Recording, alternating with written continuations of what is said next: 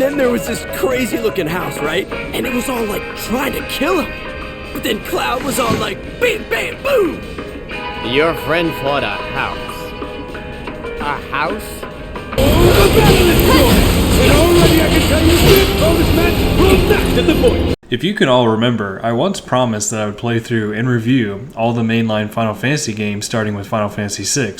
Well, I'm here to report that in all that time, I have managed to finish Final Fantasy VI and the Midgar portion of Final Fantasy VII. Oh, and I've also beaten Final Fantasy VII Remake, and that's what I'm going to talk about here today. It is a little hard for me to talk about anything Final Fantasy VII related because I missed out on playing the original game back when it came out in 1997. Our family never owned a PlayStation and we were all too busy playing our Nintendo 64 to even worry about it. Although I never personally played 7 when it first came out, I did, however, grow up in its fumes. Here I go. What I mean by that is that people have never stopped talking about Final Fantasy VII since it first came out. They seriously won't shut up about it. The game is now like that movie you've never seen before, but you can still recite all of the main plot points. I can tell you all about Final Fantasy VII even though I've never played the second half of the game. I've played through the first 5 or so hours of it many times, however. I'm sure many of you can at least name a few characters from the game even if, like me, you have never played it. It's almost like this is Final Fantasy VII's world and we're all just living in it. As a consequence, the game has almost become mythological. With that in mind, you can almost see why I was just as excited as everyone else when Square Enix announced Final Fantasy VII Remake way back in 2015. Although I never played the original game, I was still taken in by the prospect of a remake of a game that people had hyped up for 2 decades. I was taken in by everyone's excitement and I couldn't wait to try it out. Too bad it didn't come out for another 5 years. And so that was my mindset with Final Fantasy VII. Long-time listeners will probably not be surprised, however, when I say that I bought the remake at launch and then proceeded to never play it for 2 years. That's just par for the course as far as I'm concerned. The first thing I want to say about Final Fantasy VII Remake is that it is a beautiful looking game, especially on PS5. The environments and the characters are gorgeous, even though some of the backgrounds are obviously just JPEGs, but that doesn't really matter in my opinion. What matters is what everything looks like up close, and I can say with confidence that everything looks really good. Mostly. Not only do the graphics look great, but every character has been perfectly translated into 3D from the blob-like appearance in the original game. Cloud, Barret, Tifa, Aerith, and even Red 13 are truly a sight to behold. None of their personalities have been lost in the conversion either. The art teams at Square Enix did a magnificent job here, and I can't praise their work enough. One of the first things you should notice about Final Fantasy VII Remake is that the combat is different from the 1997 game. Long gone is the turn-based combat of the original. It has been replaced by an action command hybrid system. I used to consider myself a fan of the old turn-based style of combat, but after finishing Remake, I have to say that I don't miss the turn-based mechanics. That's a testament to how much fun I had with the combat in Remake. So, how does that there fancy combat work, I hear you asking? Well, it is really simple. You can press the attack button to hit enemies with a simple attack. This, along with getting hit in turn, helps build up what are called ATB gauges. ATB stands for Active Time Battle, and is a callback to the original Final Fantasy VII's combat. Anyways, once 1, or even 2, of these bars fill up, you can do a special menu-based attack. These can either be a spell or a special ability. For example, Cloud can do his Braver or Cross Slash attack using one of these ATB bars. Brace yourself. Get him! Not only that, but you have to fill up one of these gauges in order to heal as well. This aspect of the combat took a little getting used to because it made me really nervous when one or more of my party members were about to die and no one had an ATB charge to use. It made for some really hectic battles, let me just tell you. I wasn't a fan of this system at first, but it really grew on me as the game went on. I have to mention this here before I forget, but is there a way to quick heal everybody in the party once a fight is over? I can never find a way to do it, and it was quite annoying having to heal everyone individually after every fight. I discovered that you couldn't even do it from within the pause menu, which I thought was odd. You would think there would be a better way to do it other than using the command menu outside of battle. And you know what? There may be a better way, but I never found it. If there is, let me know down below. Anyways, back to the combat. The battles, as I mentioned, were quite hectic and is one of the many reasons why I enjoyed them so much. I had to always be paying attention because the tide of battle could literally shift at any moment. There were times when I thought we would lose for sure, but then the stars would align, everyone's ATB bars would fill up, and then my team would steamroll all the enemies in sight. The opposite was true as well. I thought I had a few battles in the bag and suddenly I didn't no more. What I found most interesting is that I would lose a battle, load up a save, return to the same group of enemies, and then I would win quite easily in the grudge match. The battles made me feel like the best and the worst fighter in Final Fantasy VII Remake at the same time. I had a great time with it, and I know you can too. I forgot to mention this, but you can switch between characters on the fly mid-combat as well. In fact, it is encouraged because each character handles quite differently. For example, Cloud has his sword for up close and personal combat, while Barret has his gun arm to attack from a distance, while Tifa uses her fists and Aerith has her magic. I think they did a fantastic job making each character feel different and unique in battle. I have to admit that I never got used to using Tifa. I've read that she handles a lot like a fighting game character, and if that's true, then the reason why I never got used to her becomes clear. I don't play fighting games. One thing I didn't like about the combat is how dumb the AI is when left to their own devices. There were times, especially when fighting a boss, when I would take cover because the boss was obviously getting ready to unleash a big attack, and I would look over and spy my AI companion standing right in the way of the attack.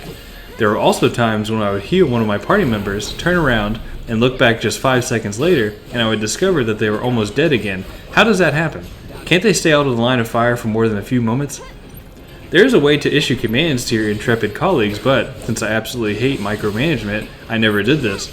I instead focused my whole attention on what I was doing at any one moment because, like I said, the battles can get a little hectic and you don't want to miss anything.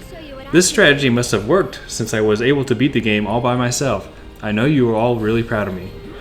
The boss battles were a lot of fun since many of them had weak spots or required a certain strategy to beat them. I had a good time trying to read their attacks in order to respond to what was going to happen. I especially enjoyed the battles where it was only Cloud versus the boss, as it was almost like a duel. I had to really pay attention so I didn't get killed within 2 seconds. As I said, there was a trick to beating many of the bosses and you just had to pay attention to figure it out. One thing I wish that Remake's battle system had was a dodge mechanic. I could never get a character to dodge an attack no matter how many times I rolled or ran around. Maybe this wasn't supposed to be an aspect of the whole system, hence why it's not in here, but I really wish it was. Maybe I was supposed to just be blocking the whole time, or just keep running until the attack fizzled out. It was just weird how I couldn't dodge attacks that were obviously going to hit hard. It seemed like I just had to absorb a few blows because there was nothing else I could do. Also, the enemies in the last third of the game who can freeze party members were a real pain in the ass. Never fear, Final Fantasy VII purists. They didn't forget to put materia in Remake. Materia, for those of you who don't know, give party members like our boy Cloud all sorts of abilities. This can range from spells like Thunder, Blizzard, or Cure to passive bonuses which increase HP and the like. There's a lot more variety to materia than I'm letting on here, but I want you to discover that for yourself should you choose to play this here game. One piece of advice for the materia is that you should always try to have all your bases covered when it comes to spells. You never know when you'll need a specific spell to defeat an enemy, and it's best to always have it on hand. Perhaps the best materia in the game are the summon materia. Summons are big creatures which can be called into battle to help you out. Once summoned, they will do their own attacks against enemies and will even allow you to spend a few of your ATB bars to do special attacks. Oh, and they'll also do a big final attack on their way out. The game doesn't explicitly say what conditions are required for a summon to appear, but it seemed to be a once per boss fight thing. You can also upgrade individual weapons using SP points. These points increase each time a character levels up, and they can be spent on a variety of upgrades. These upgrades are your standard fare for RPGs. You can bolster each character's health, magic, and defense among other things. Weapons also feature their own special abilities. These abilities can be learned by whichever character has the weapon equipped as long as certain conditions are met.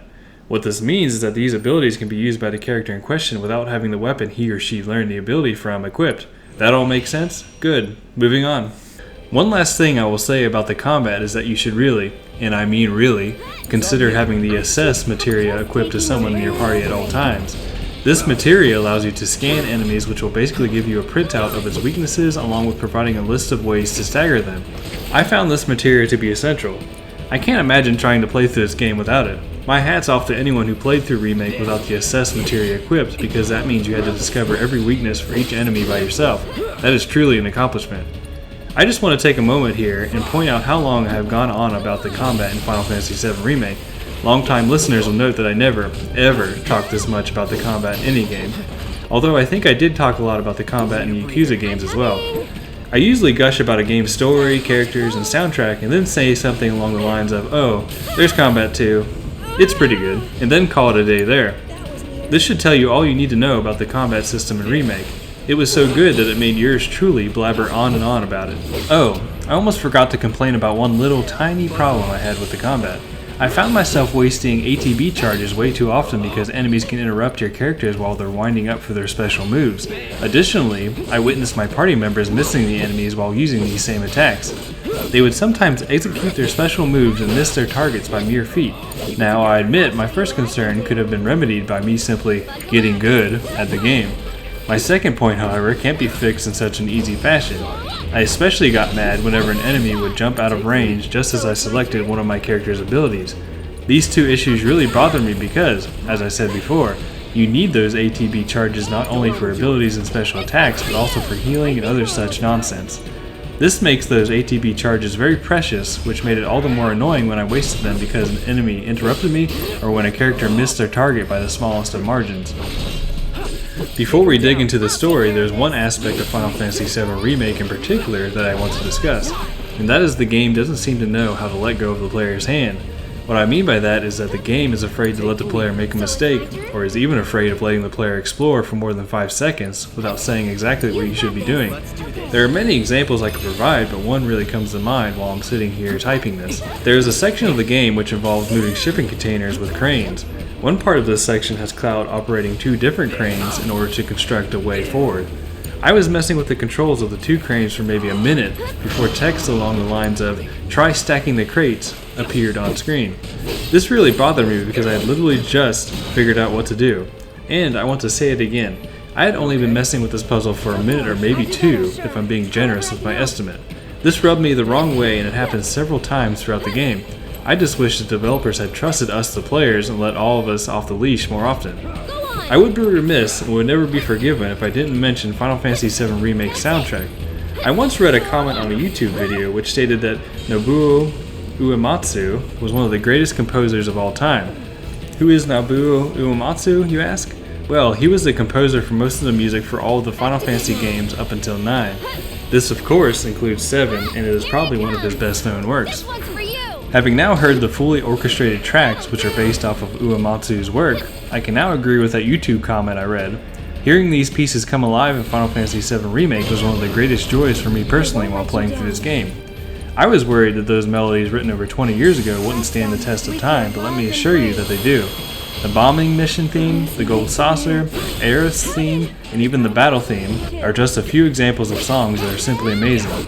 I was also glad that many of these songs can be collected throughout the game from merchants, random people in the street, and even from vending machines. I would stop whatever it was I was doing whenever I heard a new track and look around until I found where I could buy that song.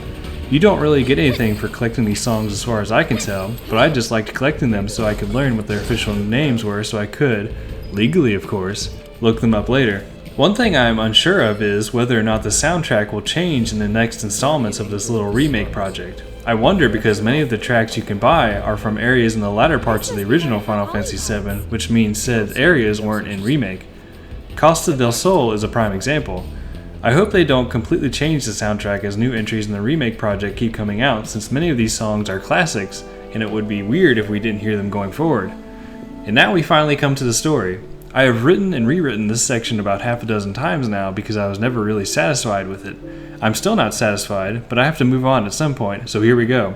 Without further ado, here's my review of Final Fantasy VII Remake's story. I decided to follow the old adage of keep it simple, stupid, here. I liked how the story was handled in Final Fantasy VII Remake.